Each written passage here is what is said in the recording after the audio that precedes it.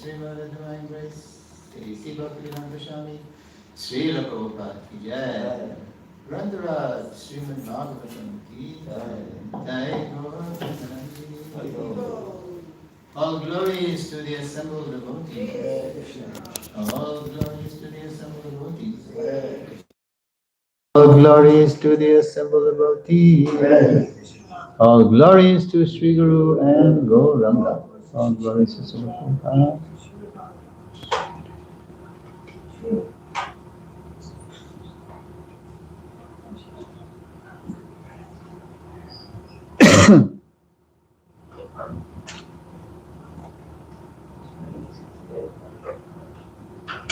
Kirtan Lalita, where are they?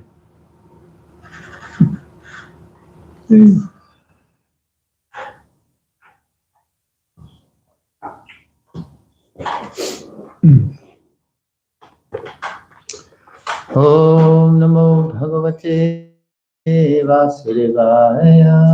Om Namo Bhagavate Vasudevaya. Om Namo Bhagavate Vasudevaya.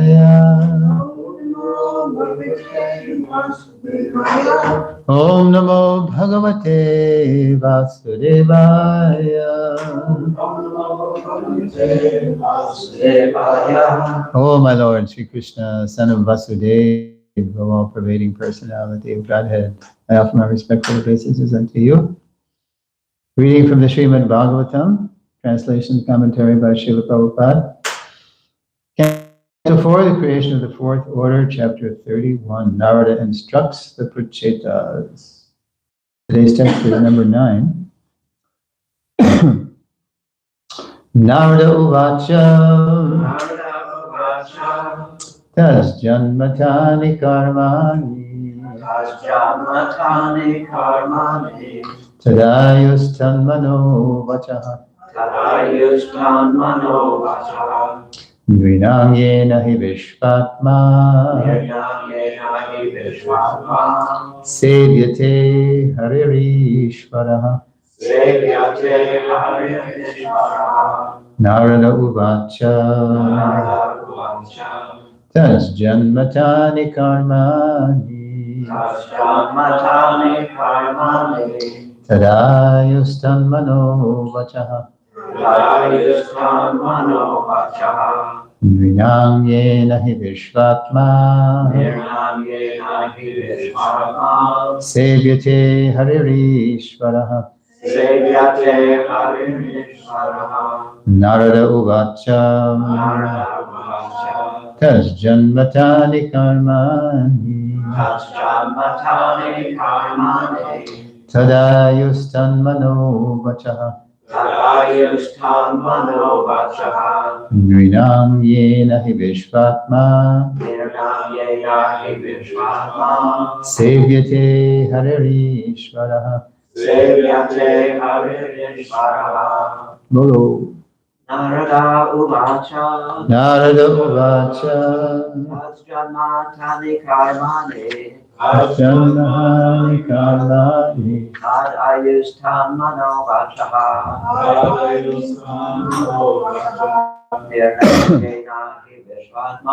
Nirnayena Vishvatma Sevyate Harir Ishvaraha Narada Uvacha Janmatani Karmani Ayustan Mano Vachaha Tad Ayustan Mano Vachaha Nirnam Yena Vishvatma Sevyate Harir Ishvaraha Narada Uvacha Janmatani Karmani Tad Mano Vachaha Nirnam Yena Vishvatma Sevyate Harir Ishvaraha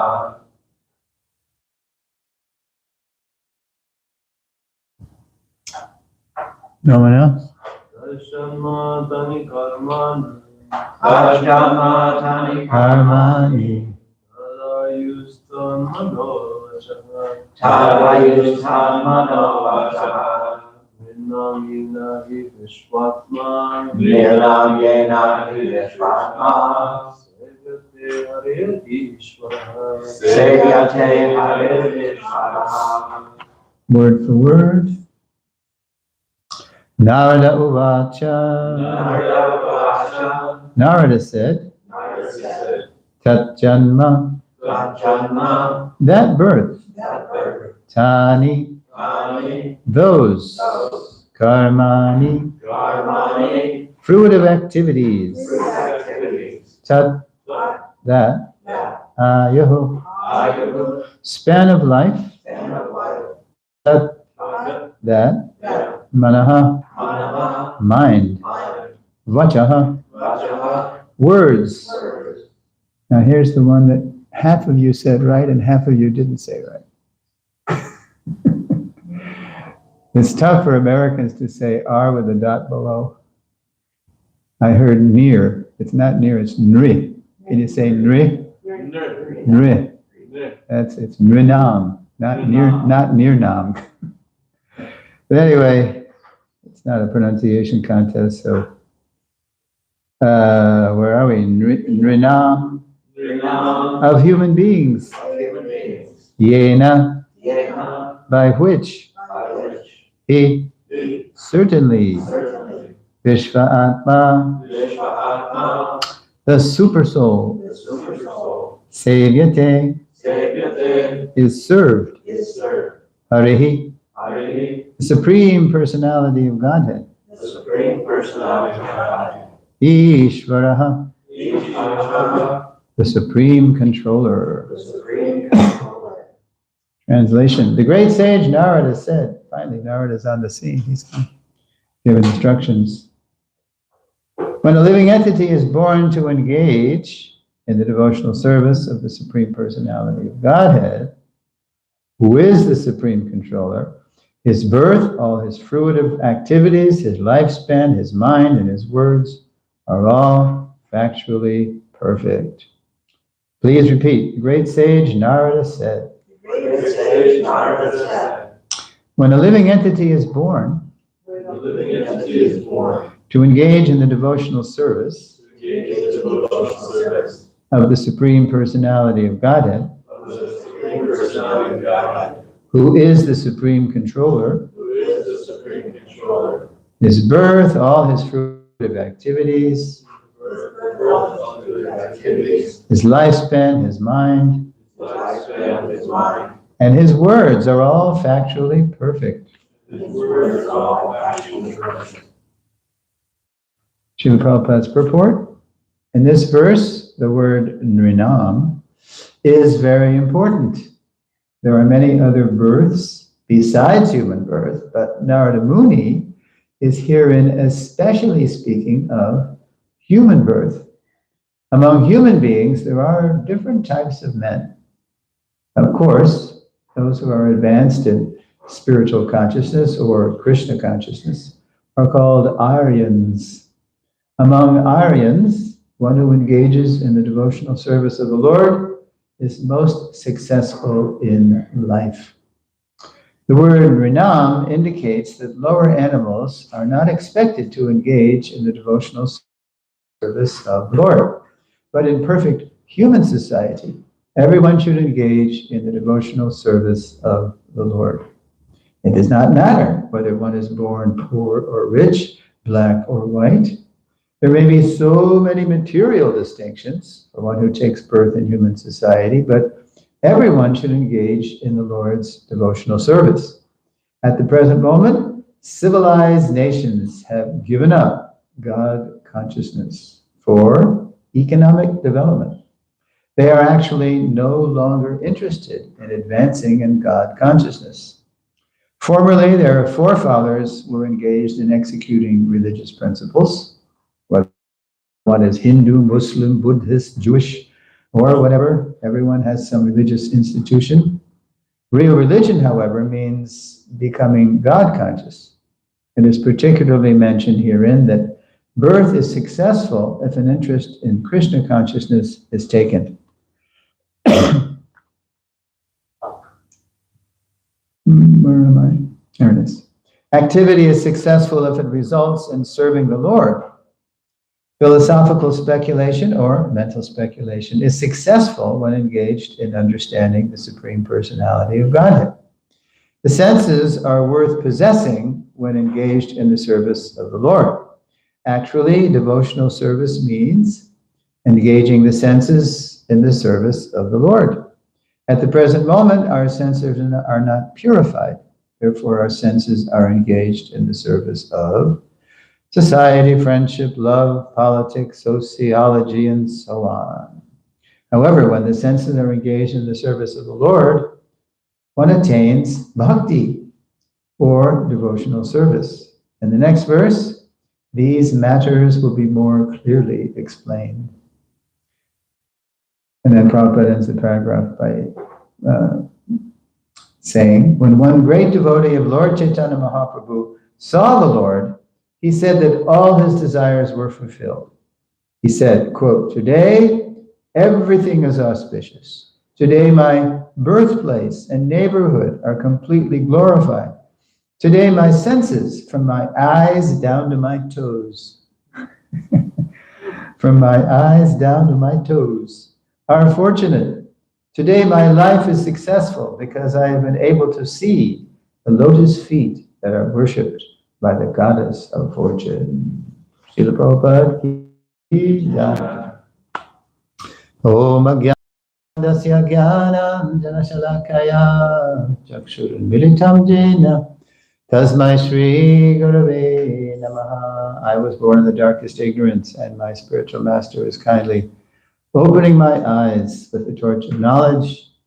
I offer my respectful obeisances unto him. Can I have a Hall's drop? Since my last name is Hall, I need a Hall. Oh, there you go. No, where did it go? Can you see where it went? Oh. You brought your own, or you filched it from the basket? Hey, there's Lalita. Haribol. Haribol, sorry. Relax.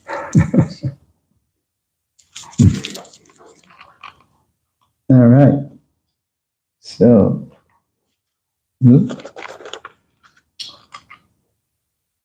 yeah, so Narada Muni, so far we've been hearing the Prachetas make these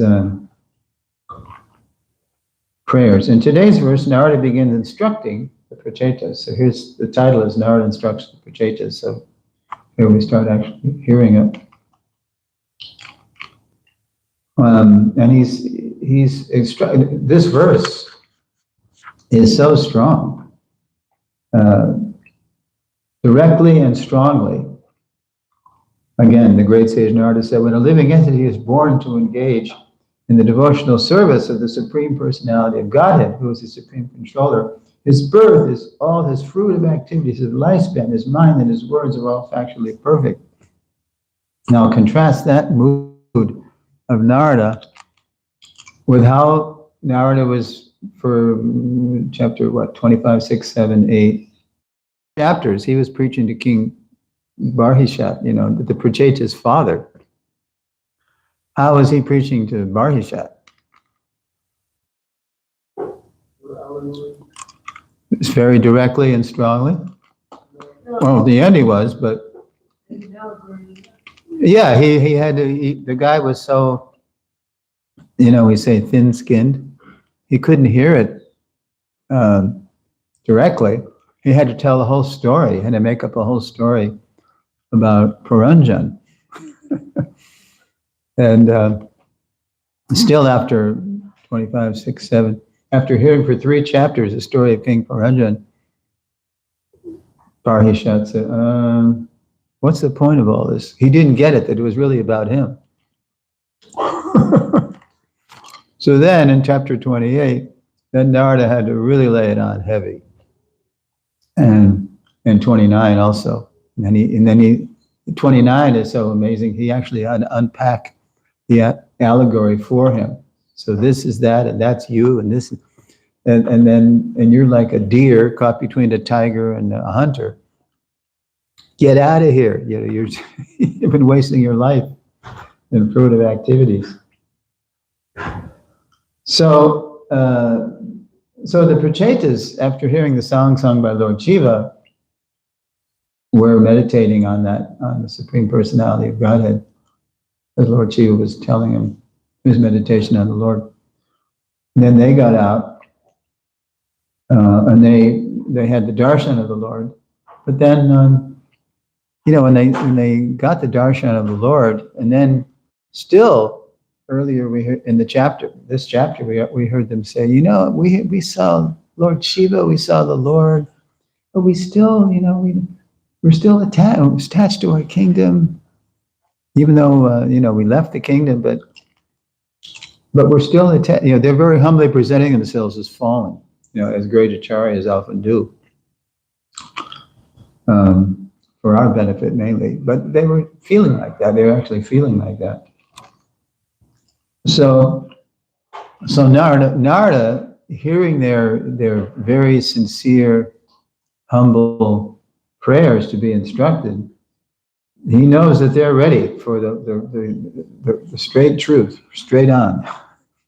And you can hear in this verse, he's not mincing words. And also Prabhupada's translation of Narada's, what he's saying, just Prabhupada's translation also reflects the same direct, strong tone. Namely, that everyone who takes birth is meant constitutionally to serve the Supreme Personality of Godhead. That is perfection. Because if you look at the Sanskrit, Prabhupada, he's taking the Sanskrit of what Prabhupada, Vyasa's rendering of what Narada said, and he's making it very strong. You don't necessarily get that translation out of the Sanskrit, but Prabhupada, this is the way Prabhupada translates it. And he says,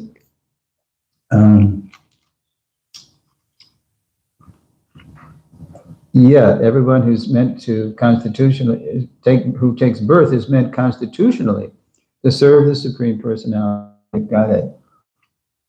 And that's perfection, are all factually perfect.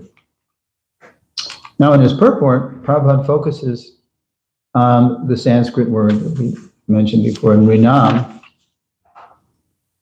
which he had translated in the verse as what? The living entity. Very general. The living entity. But now in the purport, Prabhupada says, in this verse, the word Rinam is very important. There are many other births besides human birth, but Narada Muni is herein especially speaking of human birth. So it's Rinam, it's the not just any living entity, but the human birth. Human birth, which is compared to all other births, which compared to all other births is rare. How many species of human life are there? No, human. Yeah. So that means out of the 8,400,000, just by category, we're outnumbered. If you do the math, it's 1 to 21. That's just categorically. But even amongst the category, like we're all sitting here in this temple room, there's millions of living entities in this temple room. Bugs and microbes and that we can't even see. Mice? Oh, yeah, well, we can see them sometimes when they show their face. We're outnumbered. So it's really rare. We've surfaced finally. That's why it says in the first verse of the Vedanta Sutra, anybody know the first verse? Atato. Brahmajigya, what does that mean? Ata. Now. Yeah, now you were in the human form. Okay, you've gone through all the species and up and down the universe. Now you got this rare human birth. Now it's time to inquire. And even among all the people in Tucson, there's only a few people sitting in class. So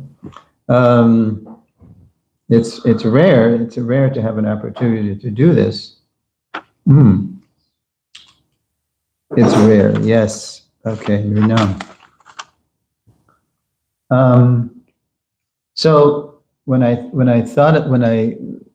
because Prabhupada's focusing on this rarity of the human birth, remind him, there's a famous verse in the 11th canto. You're reading the 11th canto. Do you know what chapter you're in? From the Uddhava Gita. I think you're in the Uddhava Gita. Yeah, we're reading that right now. Is it 9? Well, there's this. Okay. Well, in 11.9.29, there's a famous, maybe you'll remember what you read here. It's from the Bhagavatam. And it's actually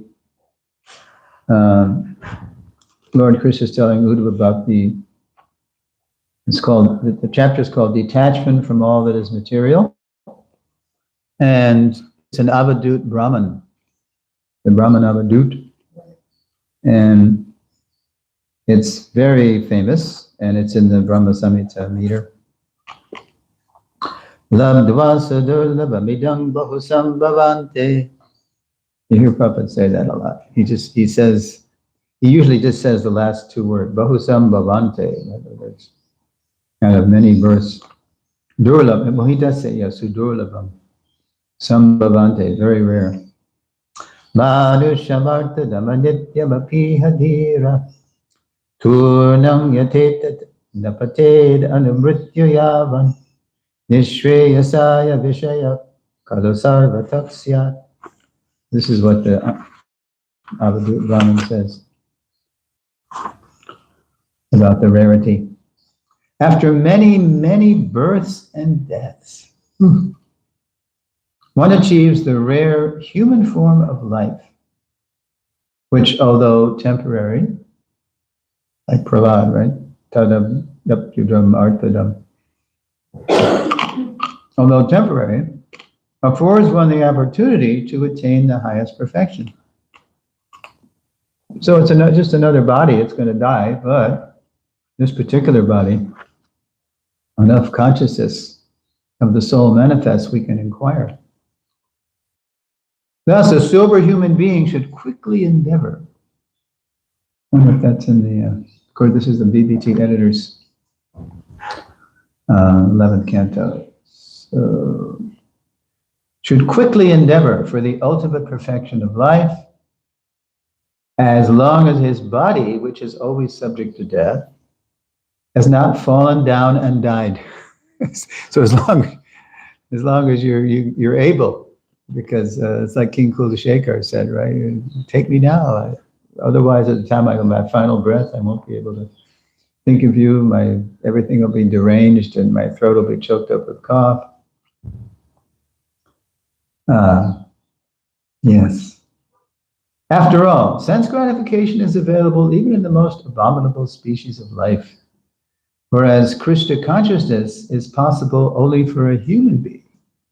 And now we have the purport, and see if you can, this is a good example. Well, I was talking with Divya about how, when Hridayananda Maharaj and Kopi Pranadana Prabhu and Dravida were crafting these purports from the previous acharyas' commentaries, you hear turns of phrases that you wouldn't necessarily hear in Prabhupada's English, Victorian English. So here's the purport. Material life essentially means repeated birth and death.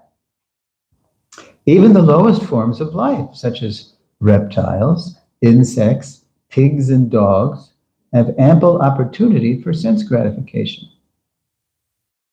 Even ordinary houseflies have a busy sex life and thus multiply rapidly. That's the line I thought it didn't sound like Prabhupada. Sounds like you said housewives. Housewives. Well, the shoe fits. No. Hare Krishna. Even ordinary houseflies. And housewives sometimes, too. Kali Yuga, right? Have a busy sex life and thus multiply rapidly. Maybe that's why we have so many flies sometimes in the restaurant, in the summer. Human life, however, enables one to understand the absolute truth and is therefore full of grave responsibility. Since the valuable human life is not eternal, we got expiration on these bodies, right? We should do the needful to achieve the highest perfection. Krishna consciousness. Before death appears, we should seriously cultivate our real self-interest. That's what's on the bag, right, of Vaisheshika's bag, the 4 questions. Now is the time to inquire. I got a compliment on that bag in TJ's the other day. Oh, that's neat. Let me read that. Where'd you get that? Oh, come to Govinda's, find out. One can experience Krishna consciousness in the association of devotees of the Lord. Mm-hmm. Without their association, one is in danger of being attracted to an impersonal conception of life, which causes one to fall away from devotional service to the absolute truth, or being discouraged by one's failure to understand the absolute truth. One may return to the false platform of sense gratification. So you're in danger. If we don't get the mercy of the devotees, we're in danger of becoming impersonalists or just gross sense gratifiers. Again, we just go right back to whatever our Maya is. In conclusion, human life is meant for cultivating Krishna consciousness under the guidance of the experienced, self-realized devotees of the Lord, like Narada Muni. Yes. Okay. Then Prabhupada introduces in his purport a certain type of human, yes, an Aryan, or one, quote, advanced in spiritual or Krishna consciousness. Where does Krishna introduce Aryan in Bhagavad Gita?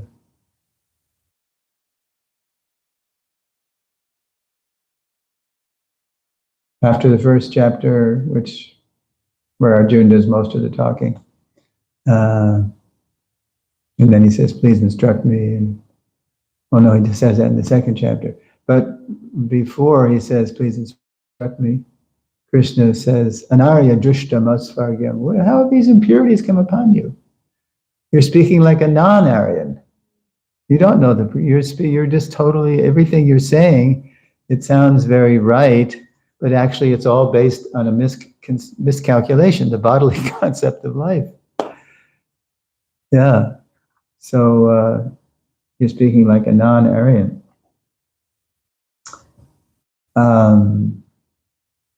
Interestingly, when Srila Bhaktisiddhanta sent some Gaudiya Math people to England and Germany, with Swami Ban and the German godbrother, forget his name, and Bhakti Saranga Maharaj. Because there had been... Yeah. Sadananda? Okay. Yeah, that rings a bell. Yeah. Yeah, he's the one that went to India looking for God. He realized that Radha Krishna had to be. Yeah. Yeah, that's how he became. Yeah. He met the Gaudiya Math people. So, but there was a connection between the Indian resistance to the British and Hitler. Subhas Bose somehow had gotten out of India and had a meeting with Hitler, a secret meeting. And he said, now look, when you capture these Indian soldiers, don't kill them and don't just detain them. I can use them to fight the British in India. I'm organizing an Indian, resistance army. So Hitler said, "Oh, very good. You can fight the British in India. That's great. You're an ally." So when they went to England and had much success, and they went to Germany, and Swami Ban, he was able to somehow meet one of Hitler's lieutenants.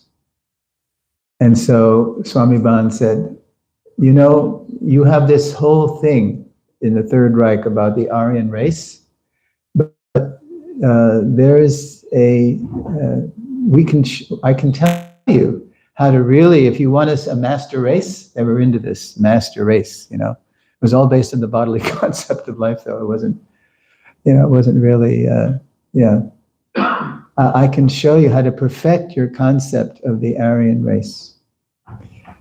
So, so the lieutenant said, "Oh, really? What is that?" So it's actually a spiritual concept.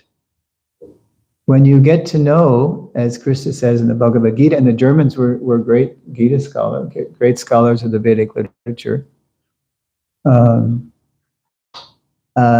They were probably even said it's better than some of the Indian scholars. It's based on consciousness. It's not based on the body. It's based on consciousness. So I can show you how to raise your consciousness so you can really have a master race. Of course, it was just a preaching strategy to get in to introduce the Gita, to Hitler. So the lieutenant thought, the Führer might be interested in this, since you're into the master race. You're acknowledging our quest for a master race. All based on eugenics and all this, breeding out the lower race, the lower species like the Jews.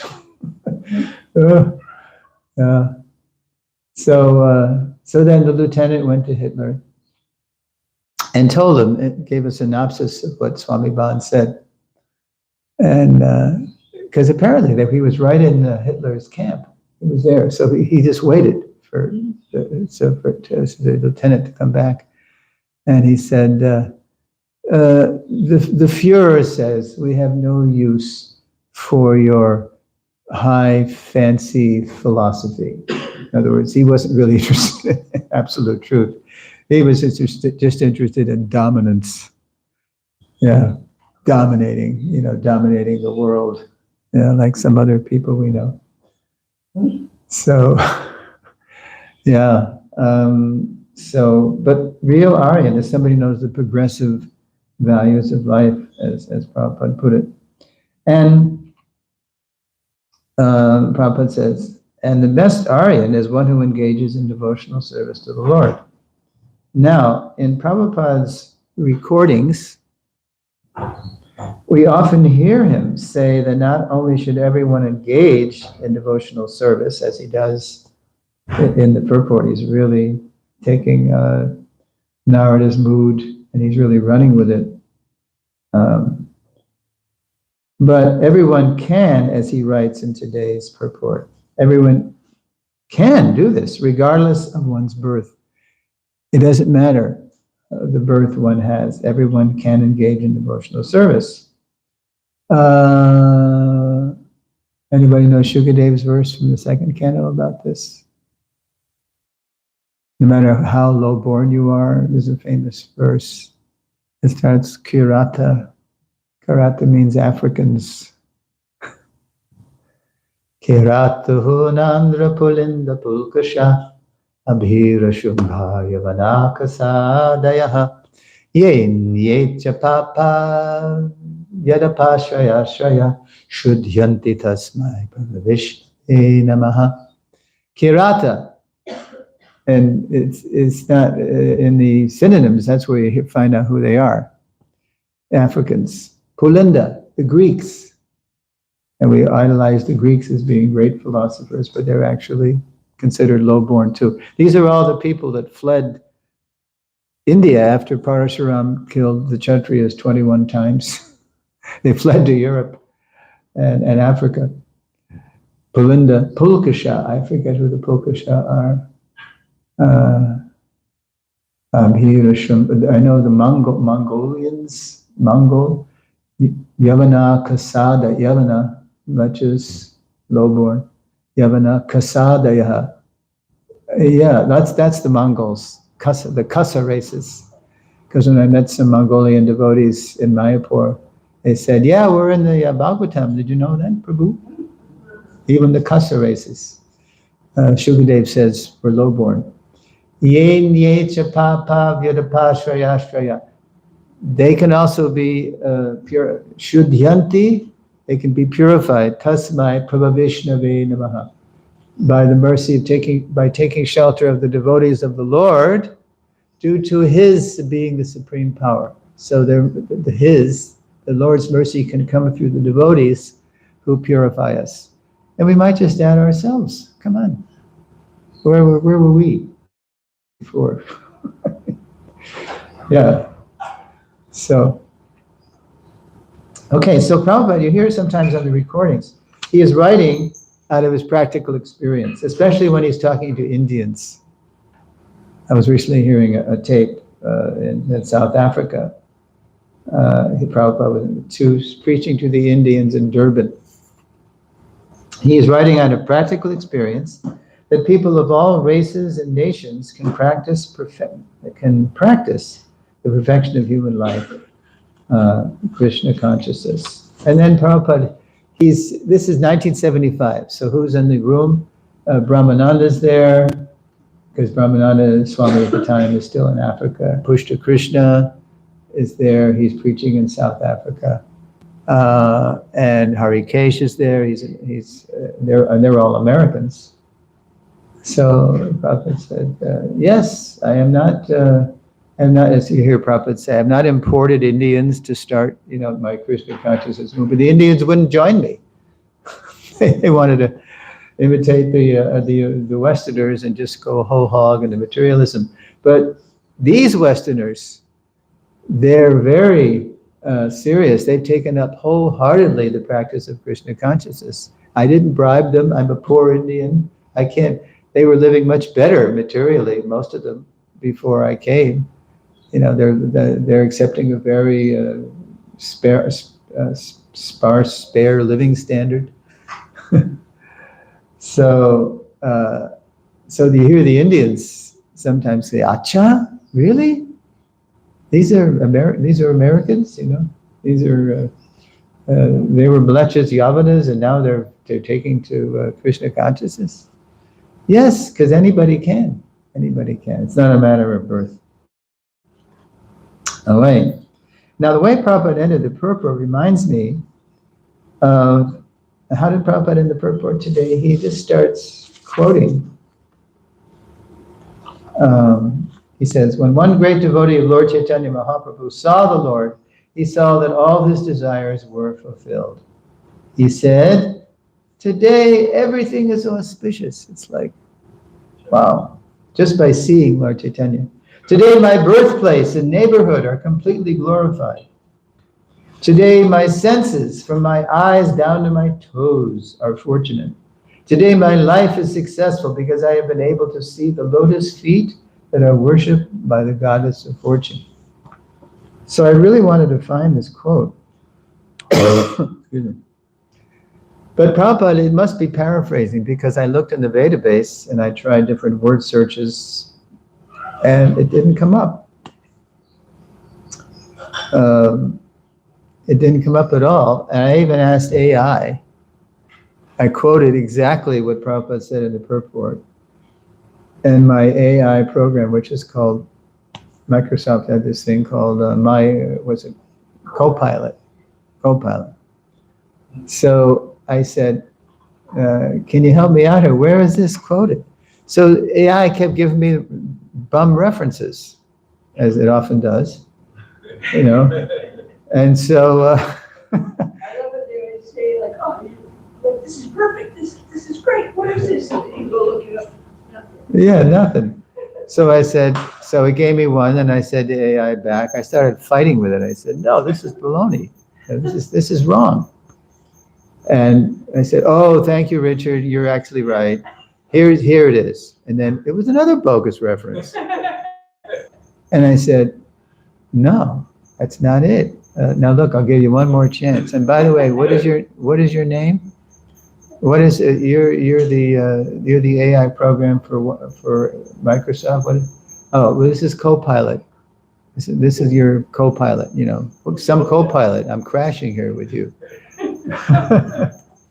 So then when I said I'll give you one more chance, and then it started getting feisty. It said, okay, well, you give me the exact words now that you say, and he did it again, you know. So, okay, so third time wasn't a charm. It was just total crash and burn. But anyway, it did remind me, at least, with the way Prabhupada ended it. So I gave up on AI. So then it reminded me of Krishnadas Kaviraj. He has a famous verse in the CC, which I looked up myself. I didn't use AI. Madhya, chapter 22, text 62. It's Lord Chaitanya preaching to Sanatana Goswami, as he does for 5 chapters, actually. Describing what complete faith is. Famous verse, so you might know it. It's Kaviraj Goswami. Well, Lord Chaitanya's quoting this, actually. Shraddha Shabde, you know this? Vishwas kahi sudridanis choy, Krishna bhakti kaile sarva karma krita hoy. So it's Lord Chaitanya, actually, saying in Bengali, because he's appearing in Bengal, and he's saying, Shraddha is confident, firm faith that by rendering transcendental loving service to Krishna, one automatically performs all subsidiary activities, just by having faith in Krishna. Such faith is favorable to the discharge of devotional service. And now Prabhupada purports this. He expands on what Mahaprabhu says. Firm faith and confidence are called Shraddha. So this is obviously different from the Ado Shraddha that we hear Rupa Goswami. In the beginning, it's like a curiosity. Oh, what's this? Hare Krishna. This is interesting. It's like it's an interest. So this is firm faith now. Later is firm faith. Firm faith and confidence are called Shraddha. When one engages in the Lord's devotional service, he is to be understood to have performed all his responsibilities in the material world. So we're confident because we're philosophically grounded by Prabhupada's mercy and by practicing sadhana bhakti, that by serving Krishna, we're doing the highest thing. Everything's included in devotional service. Not that we have to do something separate to do philanthropic work. And Krishna says it's in the Gita too. He says, Vedeshu Jageshu Tapasu Chaiva Daneshu Yat Punya Palang Pradishtam Atyeti Tat Sarabidang Viditva Yogi Parang Stanam Upaiti Chajam. A person who accepts the path of devotional service is not bereft of the results derived from studying the Vedas, performing sacrifice, practicing severe austerities, giving charity, or pursuing philosophical and fruitive activities. Just by performing devotional service, he gets the results of all these. And then he says, plus, Atyeti tatsa yogi parang sthanam upaiti chadyam. And at the end, he reaches the supreme abode, because all the other things are temporary. But if you do all these things in Krishna consciousness, we can do all these things. We can become philosophers. We can be charitable. And we do that here at ISKCON Tucson Govindas. And at the end, Yogi parang sthanam upaiti chadyam, we go back to Godhead. That's really an offer we can't refuse. So, when one engages in the Lord's devotional service, Prabhupada says in his purport to CC 20, Madhya 2262, he is to be understood to have performed all his responsibilities in the material world. He has satisfied his forefathers, ordinary living entities, and demigods, and is free from all responsibility. Such a person does not need to meet his responsibilities separately. It's all included in the proper, full engagement in devotional service. It is automatically done. Fruitive activity, karma, is meant to satisfy the senses of the conditioned soul. That's why people practice karma, so they can satisfy their senses. However, when one awakens to Krishna consciousness, he does not have to work separately for pious activity. The best achievement of all fruitive activity is detachment from material life. And this detachment is spontaneously enjoyed by the devotee firmly engaged in the Lord's service. And finally, I have a reference from, because I have that program that Ashram Maharaj gave me. It's Vishwanath has a comment. He says, Vishwanath comments that our birth and action become real when we serve the Lord. Our birth, it's really a human birth when we connect it to devotional service. Otherwise, it's just cats and dogs, Vishwanath says later in his purport. And our action, it's like everything if it's not connected with the Lord's service, it's just like we're walking dead people. We're like zombies because we're disconnected from the Lord. So although we might appear to be, acting and doing all these things, we're just like walking dead people. And yes, so it struck me. Yeah, so Vishwanath and Narada Muni and Prabhupada, they're all speaking very strongly from realized spiritual experience. So with that, I will read the verse again, and if you have any questions or comments, please raise your hand. The great sage Narada said, when a living entity is born to engage in the devotional service of the Supreme Personality of Godhead, who is the Supreme Controller, his birth, all his fruitive activities, his lifespan, his mind, and his words are all factually perfect. Strong, huh? He knows they're ready for it. They want it. Yes, Lalita. This is just a really basic question, but I mean, the way this verse is written, it just seems to imply, because I thought that we know that everybody's born to to engage in devotional service, like that's the goal, right? But of course, not everybody Most people don't know does that. it. And so, but the way the verse is written, it kind of makes it seem like everybody's activities and mind and words are Yeah. not actually perfect. And that's why I brought up, that's how Prabhupada translated it. Yeah. It's like it's a given. It's like they're so fixed in this being normal, real life that they're not giving anybody any chance to misunderstand anything there. It's like, okay, get with the program. You're in Tato Brahma Jigyasa. Now it's time to ask these things. Don't just ask, how are we going to solve this problem, that problem? You hear it every day in the news. It's so many problems because the basic problem isn't being addressed. You know, why do we leave Krishna? Because so many problems. Why are we envious? Why are we all envious of each other? Why are we fighting? You know, lately on the news, so many murders, huh? Ooh, God. Yeah. So, but so Prabhupada is just, okay, guys, get with the program. Gotta live up to that. Yeah. And there was one other thing you said that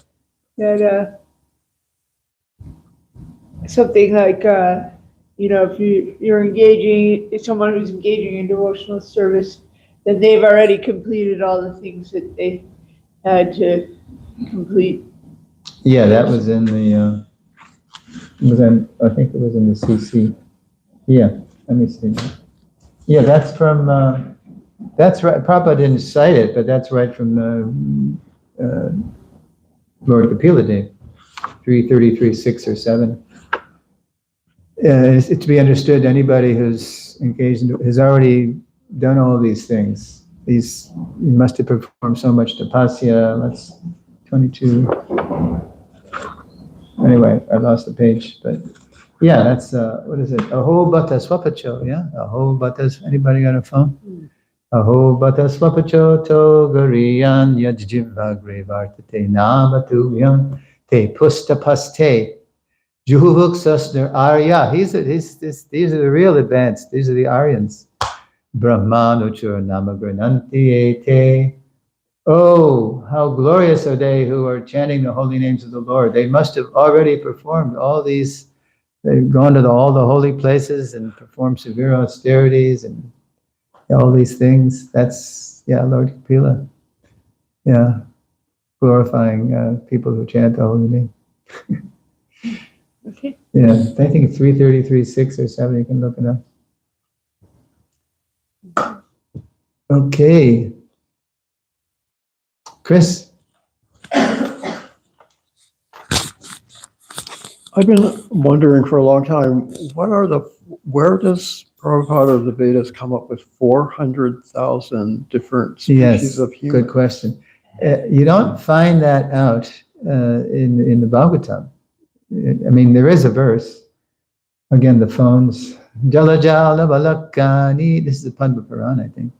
Stavaranam. Where does he come up with 8,400,000? Yeah, 400,000 humans. Oh, yes. Yeah. Jala jala balakani. Yeah, it's in this verse. Stavaranam navingshati. Yeah, and I forget the rest of it. But there's 8,400,000, and there's so many species of fish, and so many species of trees, and there's so many species of human beings. That's from the Puranas. But that verse still doesn't answer the question. What is it? It's not like a Darwinian thing. What do you mean by a species? Because I was just hearing a program on how there are so many, millions of species, trillion, there could be billions and trillions of species, based on, some modern scientific calculation of what a species is. But I haven't, some devotees know where to look. I think there's something in the Markandeya Purana about this. The scientific-minded devotees can give references. But it's based on consciousness. It's not based on whether somebody can mate with somebody else and there's offspring, so there's a species. right? Yeah. I said, yeah. But that's, you've made me want to find that out again. Maybe I'll ask Drew to karma. Yeah, that's what I always And, think, it's like there's other planets with different Well, that's true too. humans that have different And kinds of yes, consciousness. and there is one morning walk like that where the devotees are saying, where are the dinosaurs, Prabhupada? And so Prabhupada said, 8,400,000 species. It doesn't mean they're always present, manifest. This is Kali Yuga, so that might have been left, from another Kali Yuga, another planet or something. But again, it's based on level of consciousness. So there's different species there's different, So varieties. Dinosaurs would be lizard-minded. Dinosaurs might be lizard-minded. But that also reminds me of another question. What about like dolphins and whales? Like, they're supposedly very intelligent, and presumably they could have spiritual consciousness. So is anything like that ever mentioned? Well, I mean, dolphins and whales, yeah, there's cases, there's documented cases of, whales or dolphins saving people, from sharks. Or I just heard something the other day. Yeah. But as far as and they can teach, dolphins tricks, right? And they have their own kind of language, their squeaks, and whales have, they communicate, and even trees, they have their own way of communicating. But according to the Vedic literature, they can't inquire about the absolute truth. They're not, that their consciousness, however clever it is, it's still limited to things of this world and eating, sleeping, mating, and defending, and even if they have some compassion, they have feelings, right? Yeah. So, yeah. There's even a thing I read a while back about whales. They had a trend. They had a fashion trend where they started wearing basically like a hat made out of another animal. Oh yeah. And then it was just this one pod of whales, and then one started doing it, and then the other one started doing it, and then after a while they're all wearing these animals on their heads, and then it went out of fashion, and then it resurfaced again like 20 years later. So that was interesting. Was that the show where they said that there was a speculation, from the scientists, that it was because the male whale was trying to attract the female whale's attention? Maybe, I don't know. I just read that and I thought, well, that's hilarious. Yeah. So yeah, they're capable of different kinds of emotions, and even they have humor. I saw one show they were talking about, they have jokes. Whales have jokes, probably about us. But they can't inquire about the absolute. So their consciousness is not sufficiently developed to inquire about God. On that note, Srila Prabhupada ki jai. Hare Krishna.